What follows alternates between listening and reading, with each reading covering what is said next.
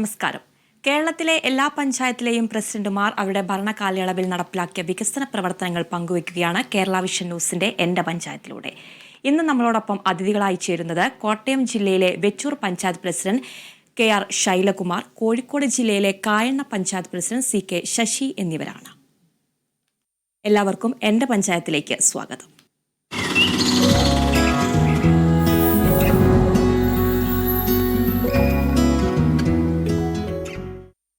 ഇന്ന് ആദ്യം നമ്മൾ പോകുന്നത് കോട്ടയം ജില്ലയിലെ വെച്ചൂർ പഞ്ചായത്തിന്റെ വികസന പ്രവർത്തനങ്ങൾ പങ്കുവയ്ക്കാനാണ്.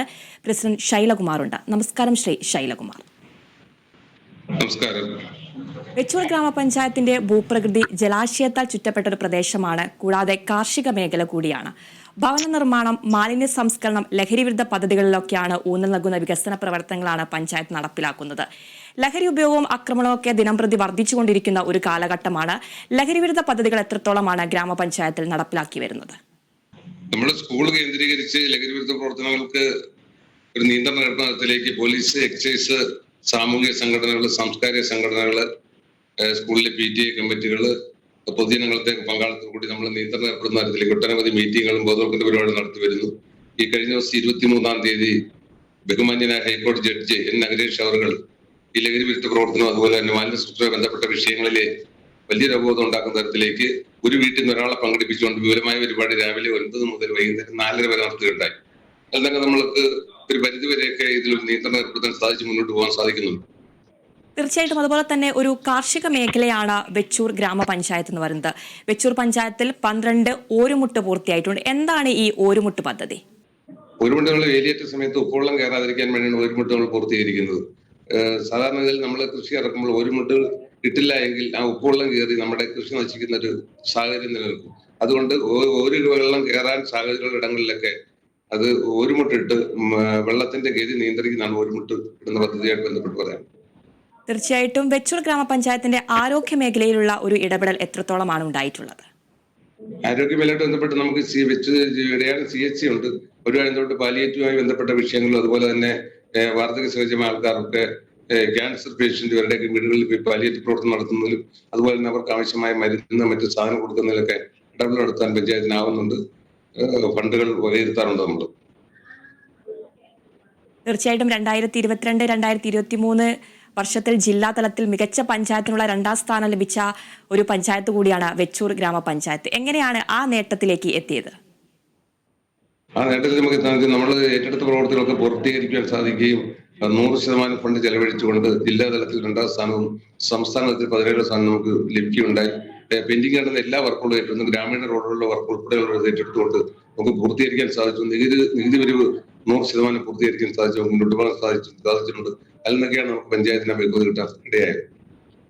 തീർച്ചയായിട്ടും. വിദ്യാഭ്യാസ മേഖലയിൽ ഗ്രാമപഞ്ചായത്തിന്റെ ഒരു ഇടപെടൽ എത്രത്തോളമാണ്? ആരോഗ്യ മേഖലയിലും കാർഷിക മേഖലയിലും അടക്കം നിരവധി വികസന പ്രവർത്തനങ്ങൾ നടത്തുന്ന ഗ്രാമപഞ്ചായത്തിൽ വിദ്യാഭ്യാസ മേഖലയിൽ നമ്മൾ അടിസ്ഥാന അംഗനവാടി മുതൽ ഹയർ സെക്കൻഡറി സ്കൂൾ തലം വരെയുള്ള വിദ്യാർത്ഥികൾ ആവശ്യമായ ഇടപെടൽ നടത്തി ബോധവൽക്കരണ പരിപാടി നടത്തി. പ്രത്യേകിച്ച് നമ്മൾ ഒരു ശാസ്ത്രസേന രൂപീകരിച്ചുകൊണ്ട് കാലാവസ്ഥാ വ്യതിയാനം ഉൾപ്പെടെയുള്ള വിഷയങ്ങളിൽ 9-11 ക്ലാസ്സുകളിലെ 70ഓളം തിരഞ്ഞെടുക്കപ്പെട്ട കുട്ടികളെ തിരഞ്ഞെടുത്തുകൊണ്ട് അവരിൽ നമ്മുടെ നാട് നേരിടുന്ന ഏറ്റവും വലിയ പ്രധാന വിഷയമായ മാലിന്യ സംസ്കരണം, കാലാവസ്ഥാ വ്യതിയാനം ഉൾപ്പെടെയുള്ള വിഷയങ്ങളെ അവരെ പ്രാപ്തമായിക്കൊണ്ട് വീടാന്തരം അവരെ കയറ്റി പറഞ്ഞ് കാര്യങ്ങൾ മനസ്സിലാക്കി നമ്മൾ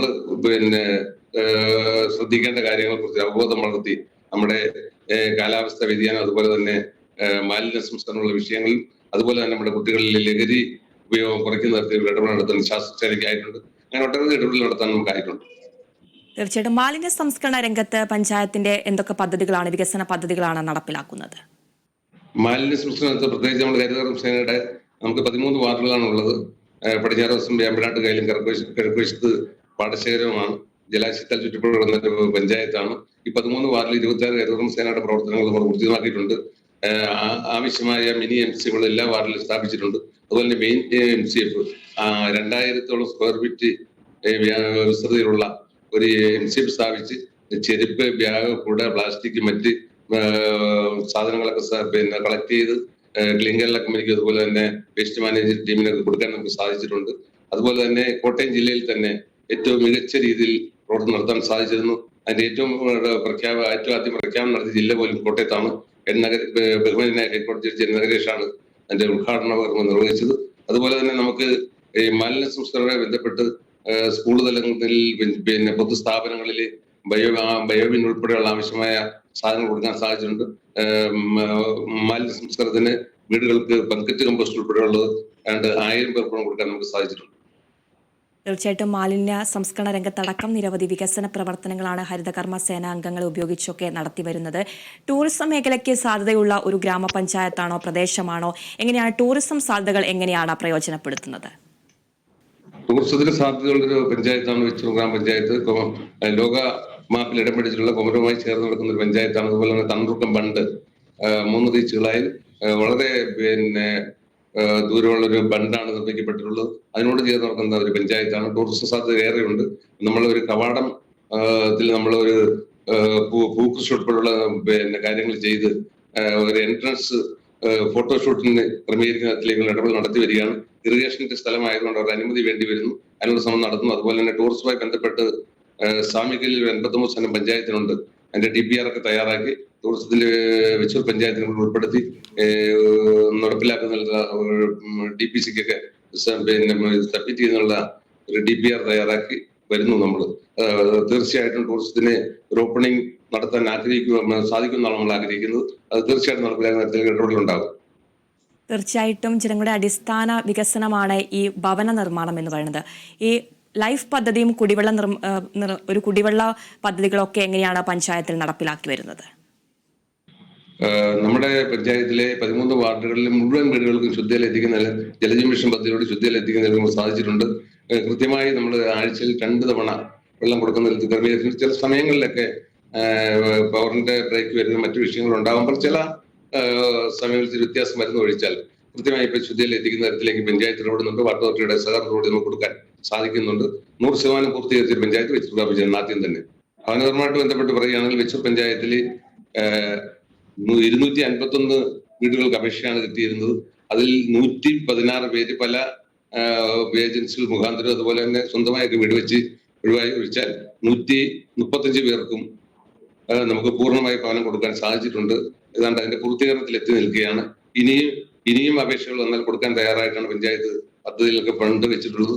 അതുപോലെ തന്നെ PMAY ബന്ധപ്പെടുത്തി 62 അപേക്ഷകളാണുള്ളത്. അതിൽ 43 പേർക്ക് എഗ്രിമെന്റ് വെച്ച് ആദ്യത്തെ അലോട്ട്മെന്റ് കൊടുക്കാൻ സാധിച്ചിട്ടുണ്ട്. തീർച്ചയായിട്ടും ഭവന നിർമ്മാണത്തിൽ ഒട്ടു മറ്റു പഞ്ചായത്തുകളിൽ മുന്നിൽ നിൽക്കുന്ന ഒരു പഞ്ചായത്ത് വെച്ചൂർ പഞ്ചായത്താണ്. തീർച്ചയായിട്ടും വീണ്ടും ആരോഗ്യ മേഖലയിലേക്ക് വരികയാണെങ്കിൽ ക്ഷയരോഗമുക്ത പഞ്ചായത്ത് കൂടിയാണ് വെച്ചൂർ ഗ്രാമപഞ്ചായത്ത്. പാലിയേറ്റീവ് പ്രവർത്തനം എത്രത്തോളമാണ് പഞ്ചായത്തിൽ നടപ്പിലാക്കുന്നത്?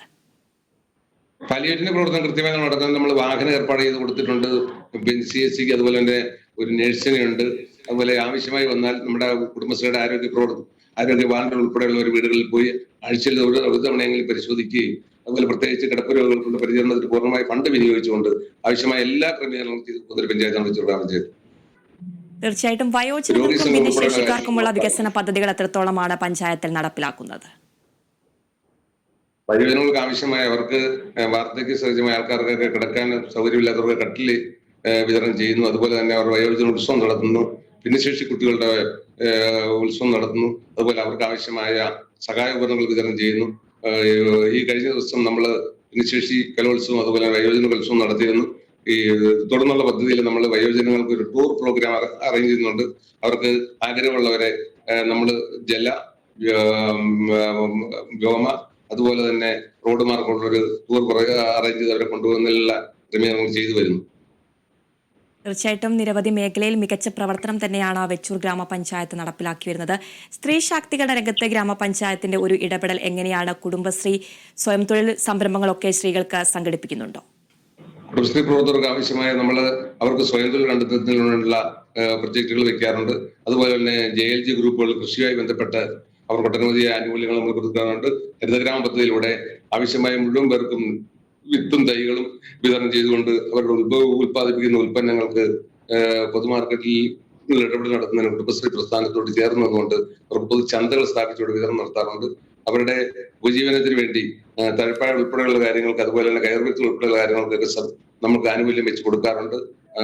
ചെറുകിട യൂണിറ്റുകൾക്ക് സംരംഭകരായി വന്നിട്ടുള്ളവർക്ക് അവർക്കൊക്കെ സഹായഹസ്തം നീട്ടുന്ന ഒരു പഞ്ചായത്താണ് വെച്ചൂർ ഗ്രാമപഞ്ചായത്ത്. തീർച്ചയായിട്ടും ഇനി ഭാവി ഏതെങ്കിലും പദ്ധതികൾ പൂർത്തീകരിക്കാനുണ്ടോ? നമ്മളിനി പ്രധാനമായും ലക്ഷ്യം വെക്കുന്നത് ടൂറിസം പദ്ധതിയാണ്. ടൂറിസത്തില് നമുക്ക് അനുമതി കിട്ടിയാൽ ഉടനെ അത് പിന്നെ ചിൽഡ്രൻസ് പാർക്ക് ഉൾപ്പെടെയുള്ള ഒരു കോഫി സെന്റർ ഉൾപ്പെടെയുള്ള കാര്യം, ഒരു ഓപ്പൺ സ്റ്റേജ് ഉൾപ്പെടെയുള്ള കാര്യങ്ങളോട് ചെയ്യാൻ ആഗ്രഹിക്കുന്നു.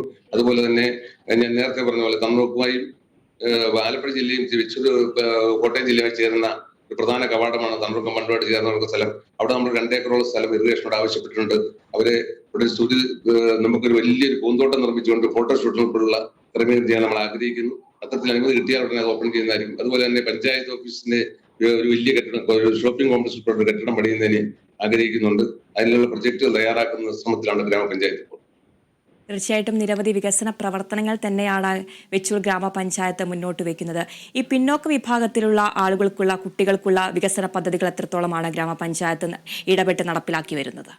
പിന്നോക്ക വിഭാഗമുള്ള കുട്ടികളെ നമ്മൾ ഒരു സർവേ നടത്തി കണ്ടുപിടിച്ചുകൊണ്ട് അവർക്ക് ആവശ്യമായ എന്താണോ ചെയ്യേണ്ടത്, അത് ഏത് മേഖലയിൽ നിന്നുള്ളവരാണ് പരിശോധിച്ചുകൊണ്ട് അവർക്കുള്ള ക്രമീകരണം ചെയ്യുന്ന വിദ്യാഭ്യാസം ഉൾപ്പെടെയുള്ള കാര്യങ്ങൾക്ക് ഉള്ള സഹായങ്ങൾ ചെയ്തു വരുന്നത്. അതുപോലെ തന്നെ പ്രസിഡന്റ് ദുരിതാശ്വാസത്തിൽ നിന്ന് തുടർ ചികിത്സ ആവശ്യമുള്ള ആൾക്കാർക്ക് അവർക്ക് 500 രൂപയാണ് പ്രസിഡന്റ് ദുരിതാശ്വാസം കൊടുക്കാൻ പറ്റുന്നതെങ്കിൽ പോലും അതിന് ബൈലാ ഭേദഗതിയുണ്ട്. ഇപ്പൊ 2000 രൂപ കൊടുത്ത് പ്രസിഡന്റ് ദുരിതാശ്വാസ ഫണ്ട് വിപുലീകരിച്ചിട്ടുണ്ട്. ഒട്ടനവധി ആൾക്കാർ കൊടുക്കാൻ നമുക്ക് സാധിച്ചിട്ടുണ്ട്. തീർച്ചയായിട്ടും ആരോഗ്യ മേഖലയിലും വിദ്യാഭ്യാസ മേഖലയിൽ, കാർഷിക മേഖലയിലടക്കം നിരവധി വികസന പ്രവർത്തനങ്ങളാണ് വെച്ചൂർ പഞ്ചായത്ത് നടപ്പിലാക്കി വരുന്നത്.